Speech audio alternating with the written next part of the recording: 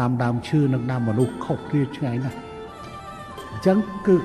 ដើមឈើដាំ5-6 ឆ្នាំយើងអាចទទួលផ្លែប៉ុន្តែដាំមនុស្សដើម្បីបានថ្នាក់បរិញ្ញាយើងប្រើរយៈពេល16 ឆ្នាំដើម្បីបានបរិញ្ញាជាន់ខ្ពស់យើងប្រើ18 ឆ្នាំដើម្បីយើងបានថ្នាក់បណ្ឌិតយើងប្រើជាង20 ឆ្នាំជាង20 ឆ្នាំហើយយើងត្រូវវិនិយោគ